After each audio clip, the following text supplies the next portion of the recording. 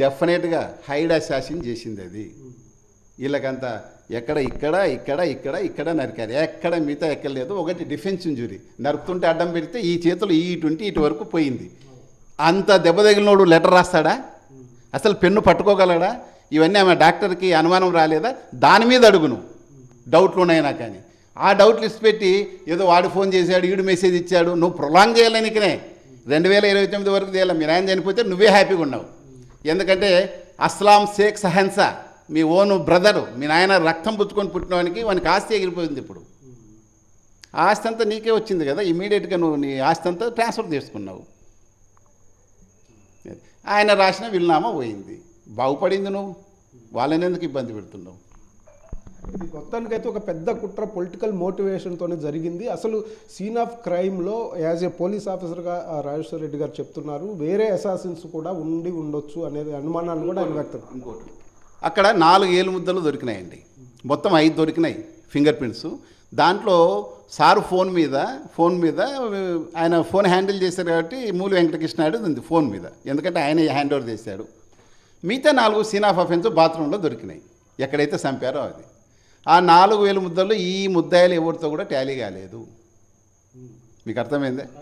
ఎవరైతే లోపలికి పోయినామన్నారో, ఎర్రగంగిరెడ్డి అనుకో, లేకపోతే సునీల్ యాదవ్ అనుకో, దస్తగిరి అనుకో, ఉమాశంకర్ రెడ్డి గజ్జలు అనుకో, వాళ్ళతో ఏది టాలీ కాలేదు. మరి ఎవరు ఆ 4 ఎవడోడు కొత్తోడు ఉండేది? మరి అది ప్రత్యక్ష సాక్షి రంగన్న చెప్పింది తప్పే, దస్తగిరి చెప్పింది తప్పే.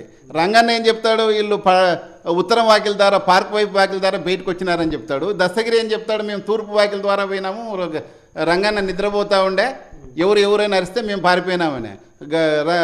ఈ రంగన్న ఏం చెప్తాడు, నేను ముందే వచ్చి అంత చూశాను, వాళ్ళ హాల్లో హడావిడిగా తిరుగుతుండ్రి, కిటికీలో అంటూ చూస్తే నేను ఏమో చాలని చెట్టు దాపున కూర్చుంటే ఇట్లా పోయినారన్నారు. ఈ దస్తగిరి స్టేట్మెంట్ ప్రకారం వాళ్ళు వెతికింది బెడ్రూమ్లో వెతుకుతుంటే వీళ్ళకేం హాల్లో ఇతను హాల్లో వెతుకుతున్నారని చెప్తాడు. ఇవన్నీ చాలా కాంట్రడిక్షన్స్ ఉన్నాయి. అసలు ఇది ఎక్కడ కూడా నీకు రేపు పొద్దున్న ట్రయల్ మొదలైపోతే ఈ కాంట్రడిక్షన్స్తోనే కొట్టేస్తారు కేసు. అది ఒరిజినల్గా చంపినారే అనుకున్నాం అనుకో, ఈ డైమండ్ ఇష్యూ ఈ పేరు చెప్పేసి సునీల్ యాదవ్ ఈ మన దస్తగిరి వాళ్ళ మేనమామ కూతురుతో 16 లక్షలు ఇప్పించాడు ఆషాబి అనే అమ్మాయితో, 4 టైమ్స్ ఇస్తామని. ఇటువంటి వాళ్ళతో చాలా మంది తప్పులు చేశాడు అతను. మోసం ఎక్కడో ఉన్నాయి డైమండ్స్, నువ్వు అమ్మిస్తే నీకు డబ్బు ఇస్తామని సార్కి ఆశ చూపాడు. సారు అత్యంత హీన స్థితిలో ఉన్నాడు ఫైనాన్షియల్గా, 2వ భార్య కుటుంబాన్ని అందరినీ ఫీడ్ చేసేకి.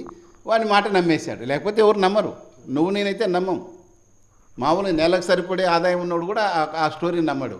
ఈయనకు ఆదాయం తక్కువై డబ్బులు తక్కువై ఆ స్టోరీ నమ్మాడు, దాంట్లోనే చనిపోయాడు ఓ రకంగా చెప్పాలంటే.